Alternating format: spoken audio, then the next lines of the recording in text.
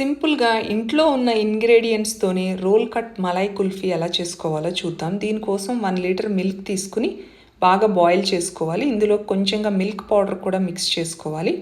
1/2 cup sugar కూడా వేసి 3/4 అయ్యే వరకు బాయిల్ చేసుకున్నాక కొంచెంగా కార్న్ఫ్లవర్ కూడా వేసి మిక్స్ చేసుకుని ఒక 5 to 10 మినిట్స్ బాయిల్ చేసి దీన్ని స్టాప్ చేసుకోవాలి. తర్వాత మనం క్యారమిల్ కూడా రెడీ చేసుకోవాలండి. ఒక 1/2 కప్పు షుగర్ యూస్ చేసి ఈ రెడీ అయిన క్యారమిల్ని కార్న్ఫ్లవర్ మిక్స్చర్లో వేసి బాగా మిక్స్ చేసుకుని స్టవ్ ఆఫ్ చేసి ఆరాక మిక్సీలో కానీ బ్లెండర్లో కానీ ఇలాగా స్మూత్గా చేసుకున్నాక ఒక స్టీల్ డబ్బా కానీ లేకపోతే నార్మల్ పేపర్ కప్స్లో కనుక ఫ్రీజ్ చేసుకుంటే మన roll cut malai kulfi ready అండి.